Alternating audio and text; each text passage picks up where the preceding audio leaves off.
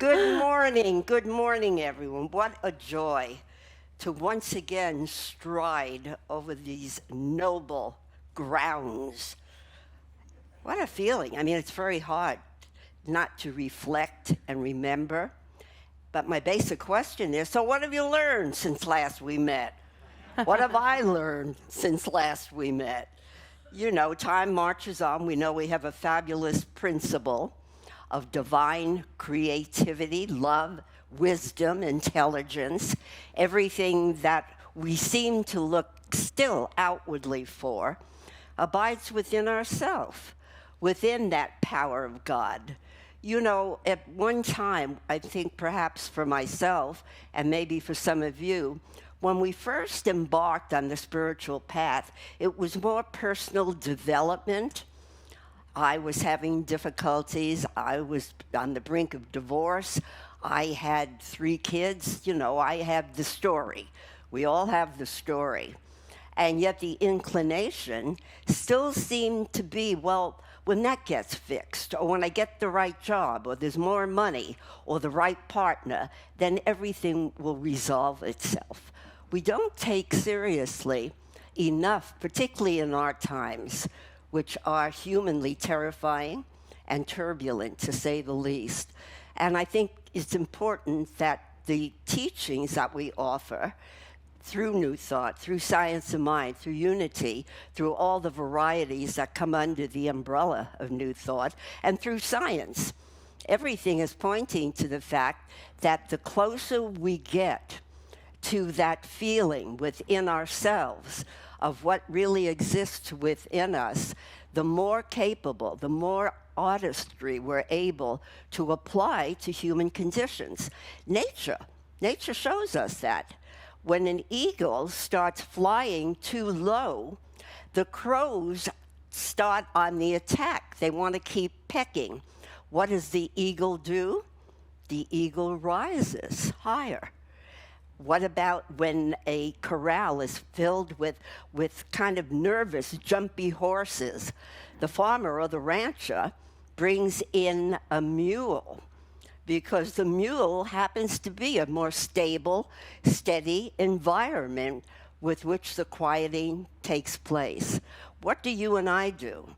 You know, when everything is hitting the fan, politically, economically, globally, in every which way, the arguments to mask or not to mask, to get the vax, not to get the vax, opinions and personal preferences on all sides, and yet that part of ourselves, it's as if it's this like circular, fluidic something of energy, and yet it's waiting for us to take recognition of its existence in order to rise above, to fly like that eagle, or to do the deep breathing, to go into the silence and meditation that allows us then to use spiritual mind treatment, affirmative prayer, whatever technique we are personally drawn to and resonate with, which is simply establishing conscious contact with God and maintaining it.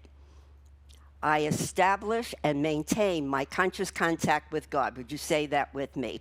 I establish and maintain my conscious contact with God. That is the simplicity. And for me, it boils down to 4 words. God is, I am. And I always reflect on the metaphorical symbolism of the cross.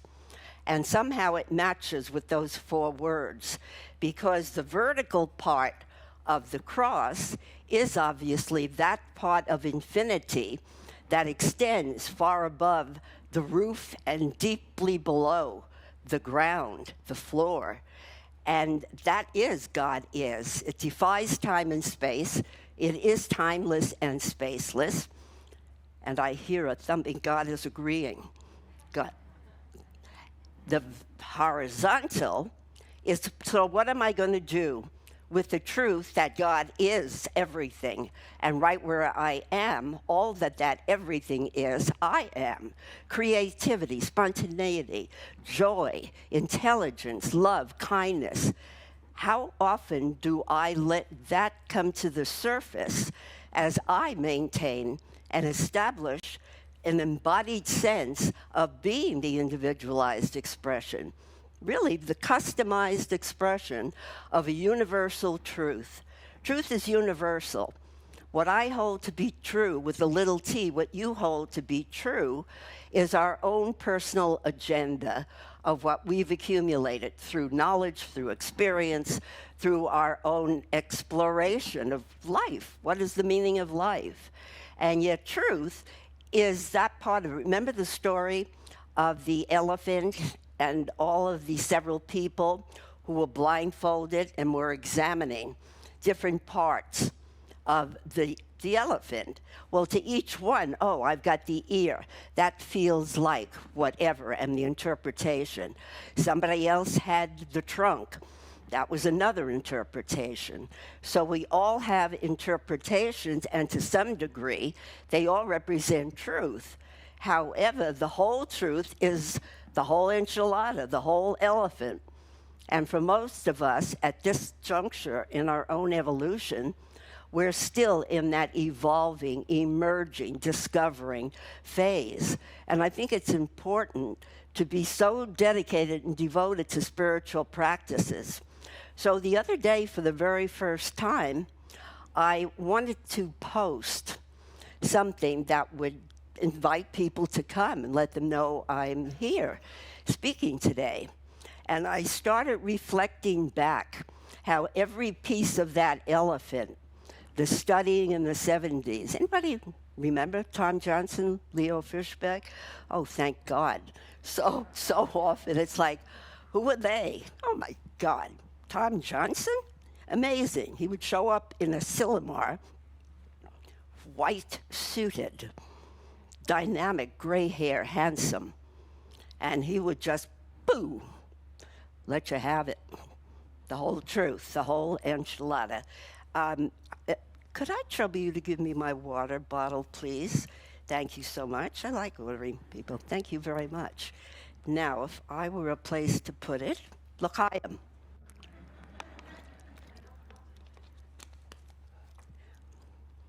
So, it's one thing to have the information. It's one thing to read the book, attend the lecture, go to the workshop, take another class, read another book. And yet, the whole thing that's up for grabs in empowering ourselves to tap into who we are is still not being accessed. So I came upon Tara Brach. Anybody familiar with Tara Brach? She's a beautiful Buddhist. And she has a very simple way that we can remember to attune to and access the spiritual practices. And she has the acronym for it called RAIN, just like the rain that falls from the sky.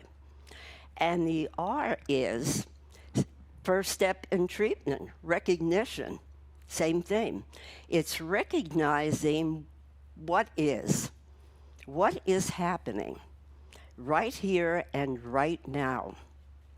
And the A is allowing for what is happening right here and right now to penetrate our awareness where we don't have to run, avoid, deny, pretend that what's happening in the world isn't happening. It is. And I believe with all my heart that if we don't establish a relevancy through our teachings of the science of mind to what is happening right here, right now, all around us, then we're still playing the ostrich who's digging their teeth in the sand, and the rest of themselves too. Their head goes with the teeth.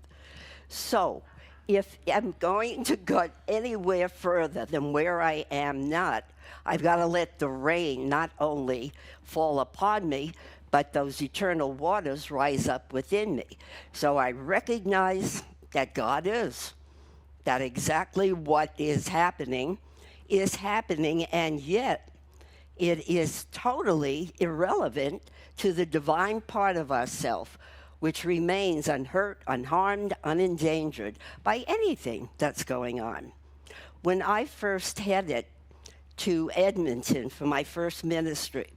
I didn't even know, many of you know the story, but when I was told the only thing that's available is there's a new independent New Thought group in Edmonton, but they're interested in affiliating with, at that time, Religious Science International.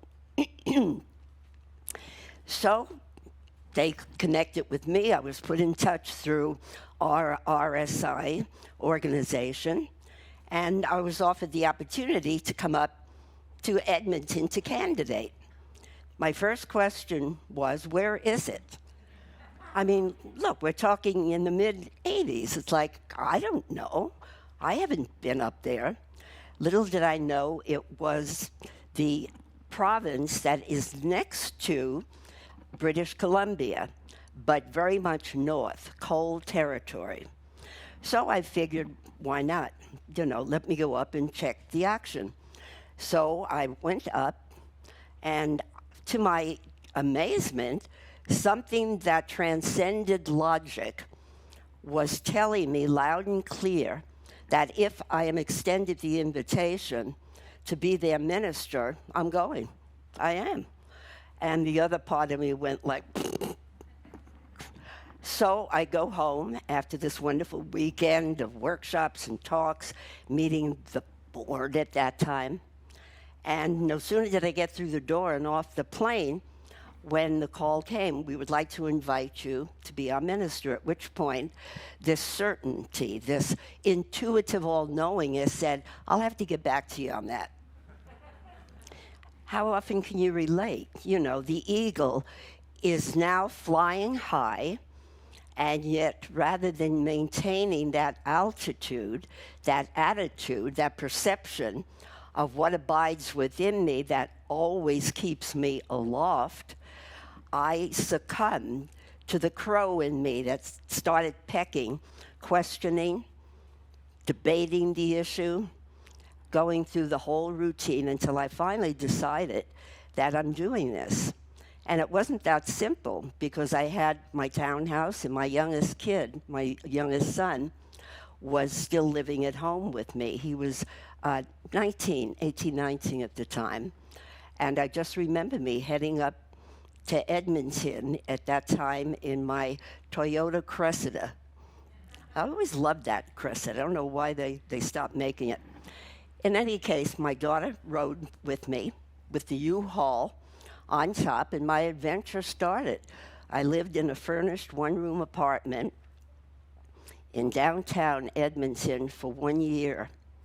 And it was a fabulous 10-year experience, because I was, by necessity, having to keep one step ahead of everyone else. I mean, it was the first and only Science of Mind religious science church in Edmonton.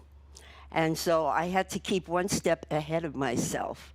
But the way that science is reporting to us, that new experiences create new neural pathways in our brain, which means if I continue to replay and repeat the same ideas from yesterday and from many yesterdays preceding yesterday, then I'm simply rotating those tires, those tired thoughts and belief systems. Whereas if I embrace a new experience, and I knew for those years, more than I perhaps have known since, that I was guided and directed and governed, and the way was pointed every step of the way. I have to make an observation. Where did the music? You look like Larry David from Curb Your Enthusiasm. I'm sure you've been told that before. But I thought, I think Curb Your Enthusiasm starts tonight. And here's Larry wearing another almost hat.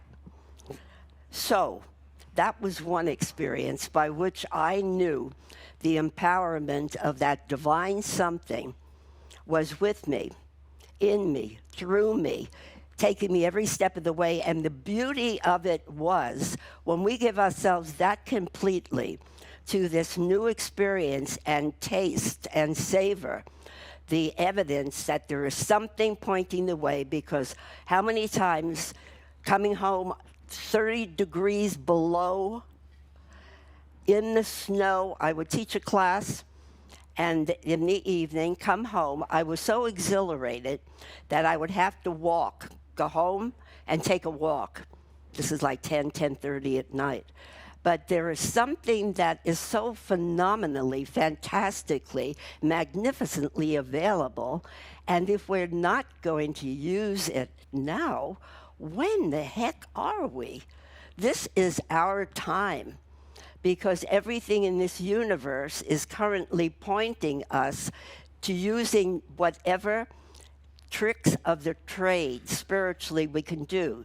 So the rain is indeed upon us symbolically and about to fall very soon. And so it's recognition of what is happening. It's an approval of the willingness to allow for it to be there, just the way it is, without any manipulation. What if, how come, why should it, why shouldn't I? And so that step of treatment, the first step is recognition.